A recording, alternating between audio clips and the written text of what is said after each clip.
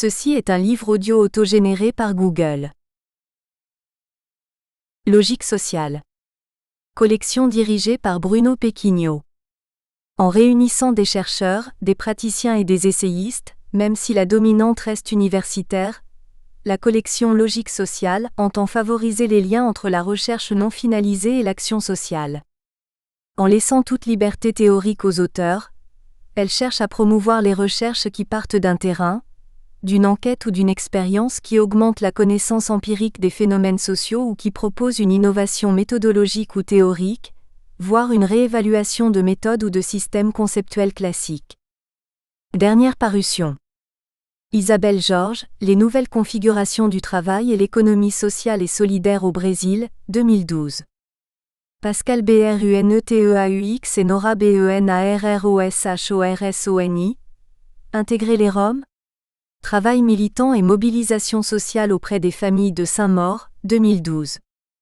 Mélodie genrée dire, représentation. Le genre à l'œuvre, volume 3, 2012. Mélodie genrée dire, création. Le genre à l'œuvre, volume 2, 2012. Mélodie genrée dire, réception. Le genre à l'œuvre, volume 1, 2012. Bruno Lefebvre, Ethnographie des travailleurs en déplacement, Voyage en Europe sociale, 2012. Christophe Dargère, L'observation incognito en sociologie. Notions théoriques, démarche réflexive, approche pratique et exemples concrets, 2012. Dominique Jacquesjouvvenot, Gilles Villemarchist, dire. Socio-anthropologie de la transmission, 2012. Barbara Lebrun édition, chansons et performances. Mise en scène du corps dans la chanson française et francophone, 2012. Monique Dolbeau, La mémoire de métier. Enquête sur le maréchal Ferrand, 2012. Claude Giraud, Que faisons-nous lorsque nous organisons, 2012. Christophe Perret, un ethnologue chez les chasseurs de virus. Enquête en Guyane française, 2012. Présentation des auteurs. Jacques Faget est directeur de recherche au CNRS et chercheur au Centre Émile Durkheim à Bordeaux. Il est également enseignant à l'Université de Bordeaux 4, Paris 5 et à l'École nationale de la magistrature. Fanny Lung est doctorante en sociologie à l'Université Bordeaux 2, Centre Émile Durkheim, où elle effectue sa thèse sur le racisme et l'ethnicité dans 2 villes moyennes en France et en Espagne. Elle travaille également comme chargée de mission à la SOFOR. Pierre Vendassy est doctorant en sociologie à l'Université Bordeaux 2, Centre Émile Durkheim, où il effectue sa thèse sur les nouvelles formes du christianisme en Chine. Laurent Courtois est docteur en sociologie, chargé d'enseignement vacataire au département de sociologie de l'Université de Poitiers, et chargé de mission du PREFAS à l'IRTS Poitou-Charentes.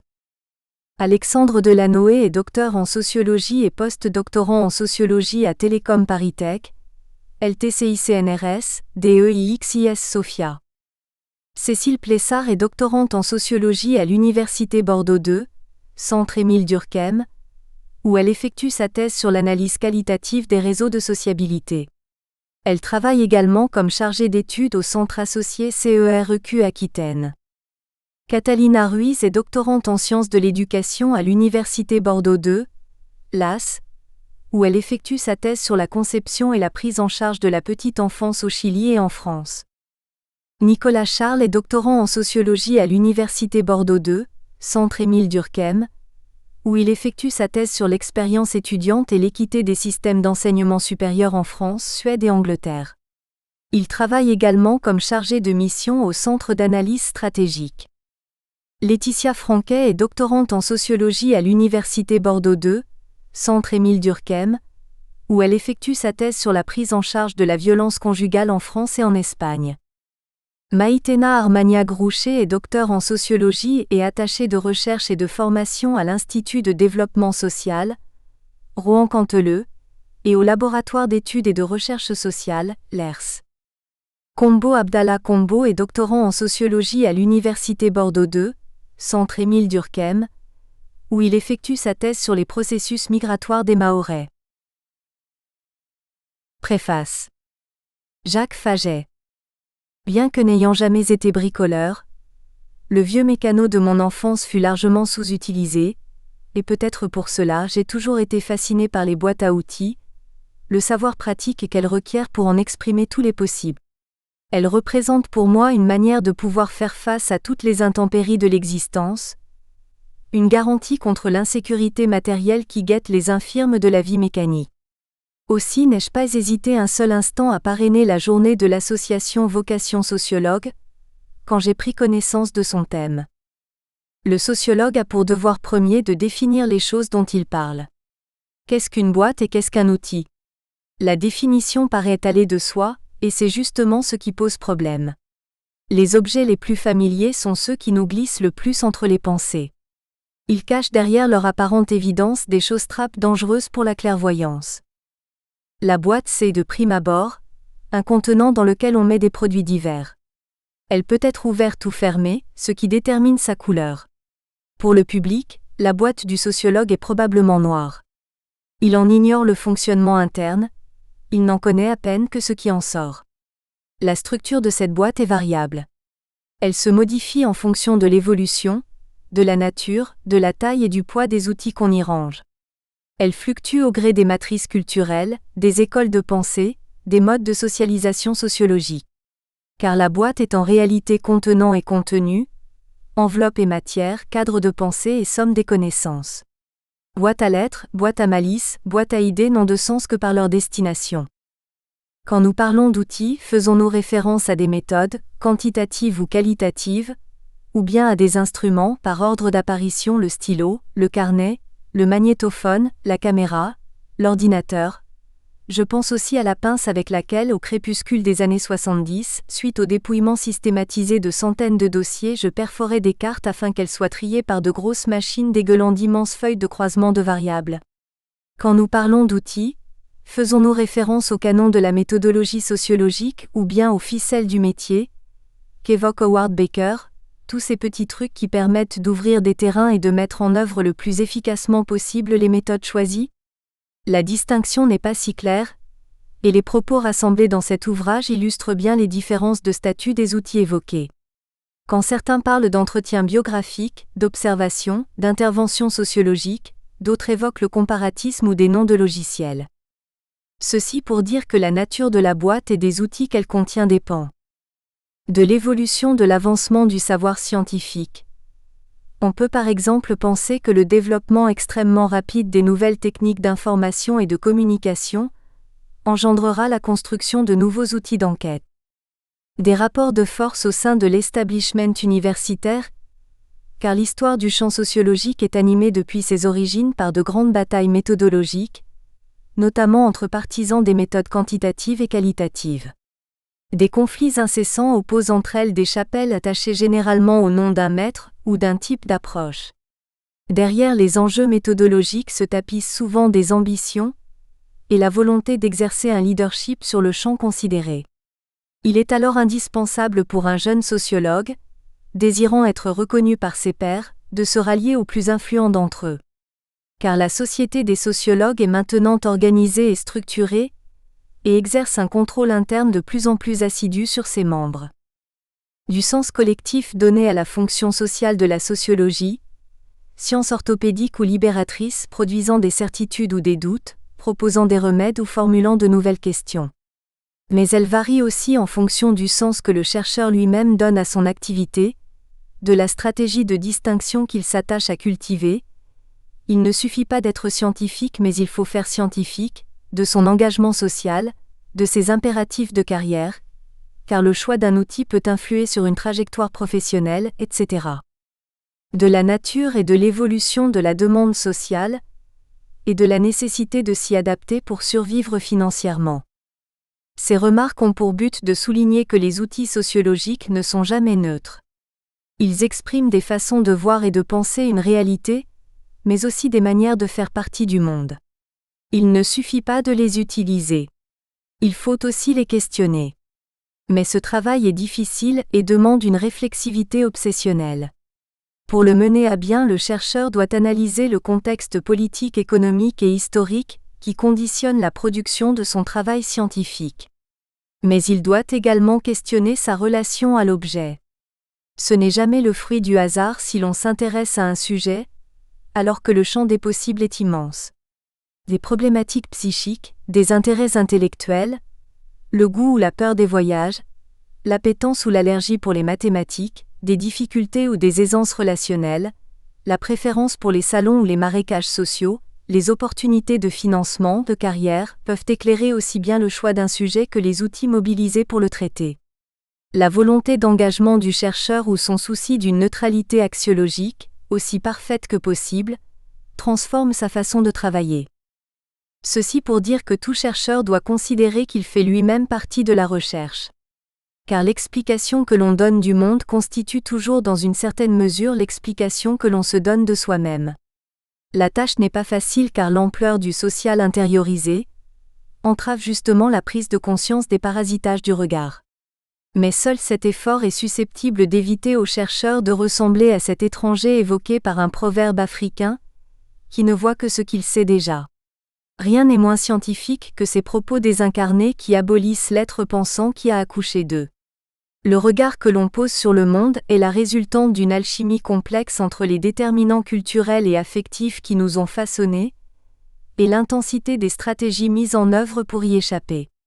La part de l'inconscient entrave toute prétention à la lucidité. Mais il est des ingrédients accessibles à un travail minimal sur soi et sa relation au monde. Mais si l'objectivité en sciences humaines ne peut passer que par cette mise en abîme de sa propre subjectivité, attention. Trop de déconstructionnisme peut nuire gravement à la santé scientifique. À trop se concentrer sur les biais de la méthode, on court le risque de l'aquabonisme, celui de renoncer à toute tentative de connaissance de la réalité sociale, de supprimer la réalité extérieure au profit d'un recentrage narcissique sur l'acte intellectuel de connaissance, de cantonner toute recherche au registre de la preuve en oubliant celui de la découverte. Si, la sociologie est d'abord une boîte à outils dans laquelle on peut se servir, c'est à condition de savoir ce que l'on fait. Et j'ajouterai ce que l'on veut faire. Expliquer des modes opératoires ? Dévoiler des apparences ? Démasquer des pouvoirs ? Ouvrir des chantiers de connaissances inexplorés ? Permettre la survivance d'un monde commun ? Pratiquer un sport de combat contre les préjugés et toutes les formes d'obscurantisme ? Tout cela à la fois ? Comment naissent les vocations de sociologue ? Introduction. Fanny Lung et Pierre Vandassy. Si nous revendiquons une vocation de sociologue, nous n'avons pas tous emprunté le même chemin pour répondre à cet appel. Pour nombre de jeunes sociologues évoluant dans le monde universitaire, si la vocation reste, les vacations se succèdent. C'est pourquoi Vocation Sociologue, l'association des doctorants et docteurs en sociologie de l'Université Bordeaux-Ségalène, a pour objectif d'accompagner et de favoriser la professionnalisation des jeunes sociologues. Elle vise à tisser des liens pérennes entre le monde universitaire et les mondes économiques, administratifs et associatifs locaux. Elle souhaite dialoguer avec les acteurs du territoire pour mieux répondre à leurs besoins et promouvoir l'utilité d'une sociologie appliquée aux problématiques locales. C'est dans cette perspective que nous organisons régulièrement les journées d'études intitulées « Les sociologues dans la cité ». Les textes réunis ici sont issus de la journée « Diagnostic et évaluation », la boîte à outils du sociologue, et visent à mettre en lumière l'usage des méthodes sociologiques dans le champ de l'expertise sociale.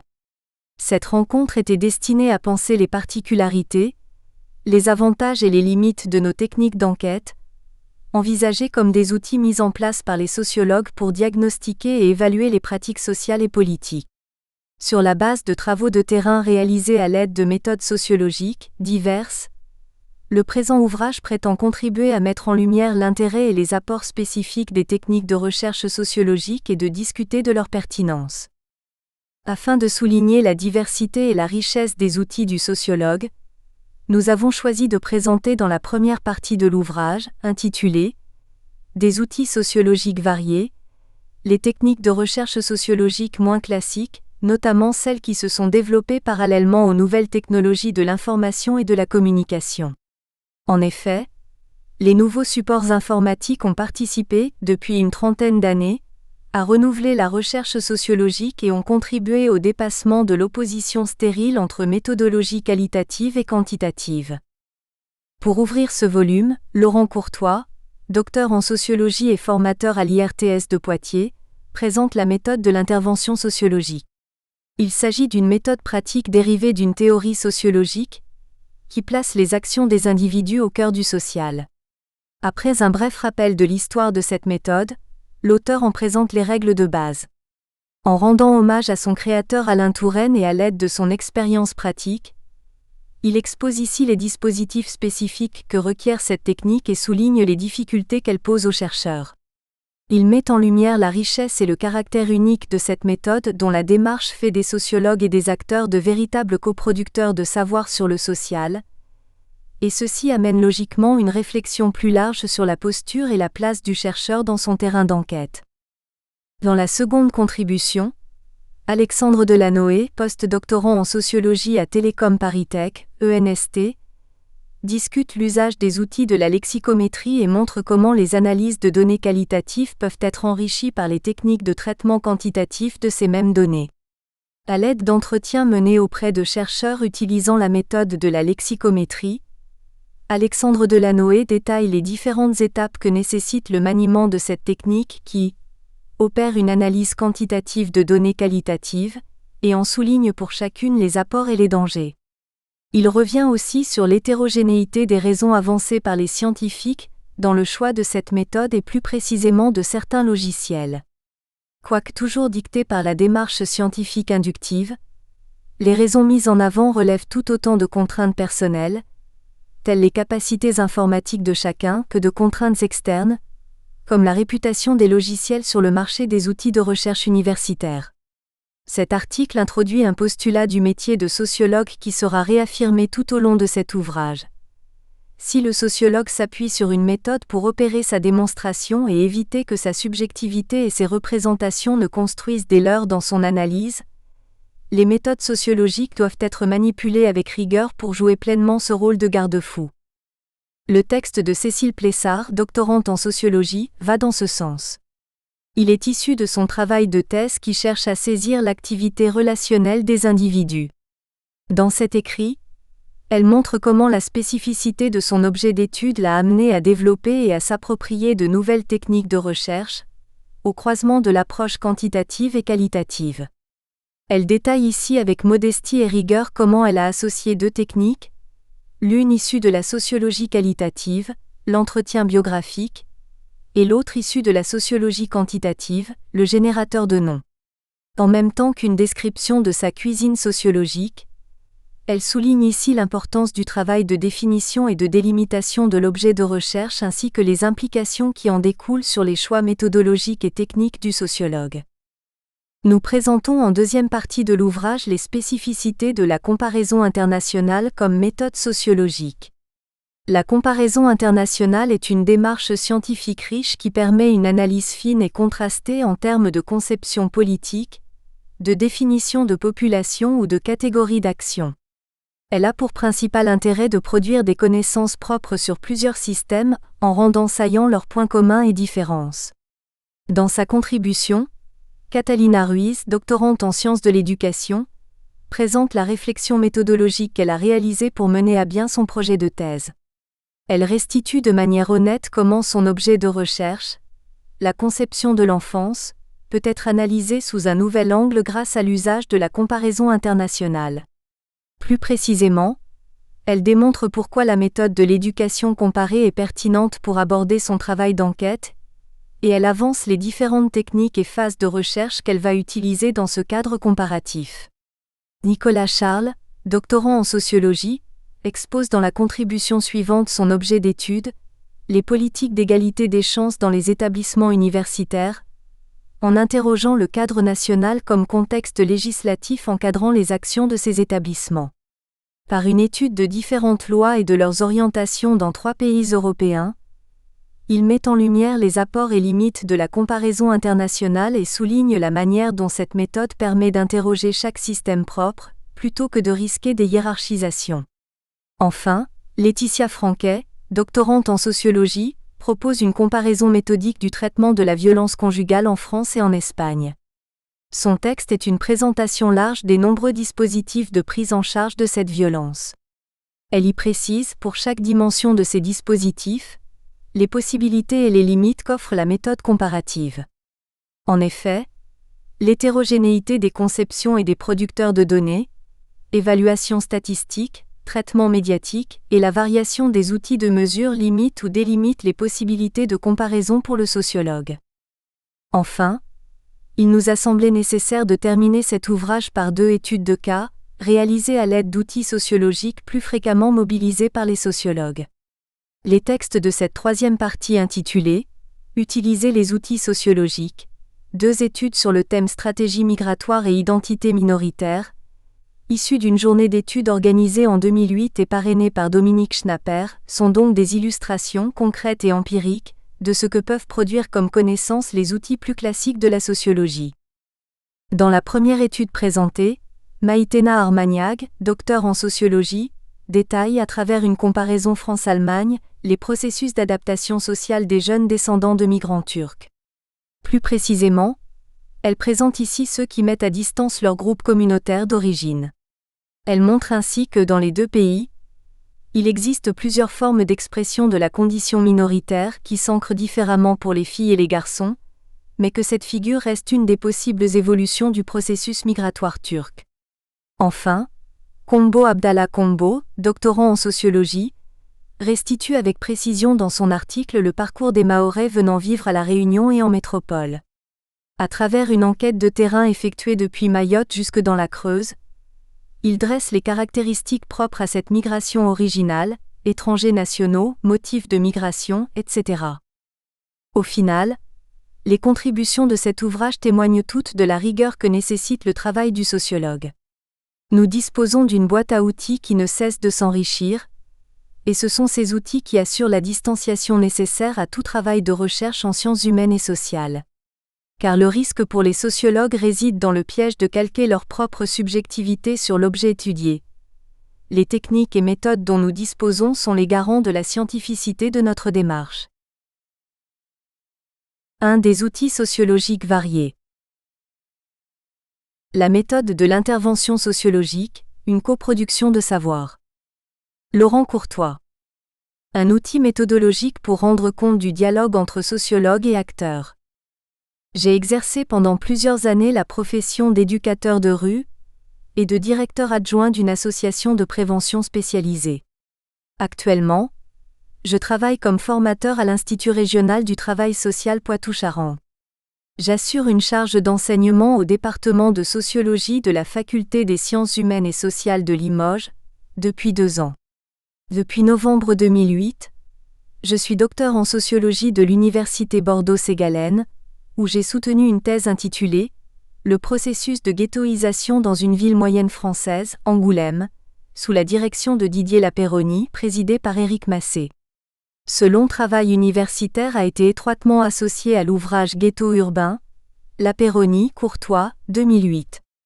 Ma communication a pour thème l'intervention sociologique comme méthode de recherche qualitative et outil précieux de la boîte à outils du sociologue. Elle a été la pierre angulaire des méthodes pour la collecte de matériaux durant nos travaux sociologiques. En tant que méthode qualitative, elle exige de prendre le contre-pied d'un certain académisme radical pour considérer les acteurs rencontrés comme des producteurs de savoir. Au fond, il s'agit d'interroger la manière dont le sociologue dialogue avec son objet de recherche. Si l'action des personnes rencontrées devient un objet de recherche, ces dernières n'en demeurent pas moins des sujets. Ce qui anime ma réflexion sociologique, c'est une aspiration à comprendre le fonctionnement ou l'essence de tout ce qui est de l'ordre de l'expérience.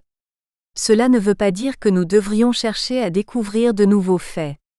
Il est au contraire essentiel à notre recherche que nous ne voulions apprendre rien de nouveau. Wittgenstein 2004. Je propose de définir la méthode de l'intervention sociologique à partir du contexte socio-historique de sa création par Alain Touraine et d'en présenter les principes fondateurs. Par la suite, j'insisterai sur 2 points qui me semblent importants. La posture engagée des sociologues et la question de la réflexivité des acteurs comme analyse scientifique légitime. Je terminerai par une présentation de l'usage fait de l'intervention sociologique lors du travail de recherche sur le processus de ghettoisation dans une ville moyenne française. Une méthode de recherche innovante, en lien avec l'expérience sociale des acteurs. La question historique est essentielle pour comprendre la création de l'intervention sociologique comme méthode de recherche qualitative. Le contexte des années 1970 est celui des crises. La société française connaît des bouleversements et des remises en cause de plusieurs modèles qui la structurent. Les schémas économiques, intellectuels et sociaux sont en crise. La sociologie française n'est pas épargnée par ces dynamiques. Les ruptures épistémologiques se développent sous la domination d'un structuralisme critique et d'une volonté d'objectiver les individus. Face à cette lecture de l'acteur comme produit social conditionné, des sociologues vont s'intéresser scientifiquement aux raisons d'agir des acteurs. C'est dans ce contexte, qui aujourd'hui peut sembler trivial, que le sociologue du monde ouvrier, Alain Touraine, initie une théorie de l'action. Il considère que l'acteur devient sujet de l'histoire par le conflit et la mobilisation. Dans ce contexte historique avec un mouvement tectonique sociétal, l'hypothèse forte d'Alain Touraine envisage la naissance d'un mouvement social de grande ampleur. Avec une équipe de sociologues, il va s'intéresser à l'étude de différents mouvements collectifs comme celui des étudiants, la lutte antinucléaire, le régionalisme et le féminisme. Au fond, ce qui semble motiver la démarche sociologique d'Alain Touraine et de son équipe, c'est de comprendre la logique d'action que produisent les sujets dans une société pour tenter de la transformer. Ainsi se définit l'intervention sociologique, action du sociologue pour faire apparaître les rapports sociaux et en faire l'objet principal de l'analyse, Touraine 1978. Pour identifier au mieux comment l'acteur transforme le social, la boîte à outils des sociologues ne semblait pas suffisante. Ce questionnement sociologique nécessitait une méthode novatrice, permettant d'appréhender la capacité réflexive des acteurs tout en sollicitant une mise en situation de ceux-ci. Nous espérons que vous avez apprécié cet aperçu. Pour continuer à écouter ce livre audio sur Google Play Livres, utilisez le lien dans la description de la vidéo.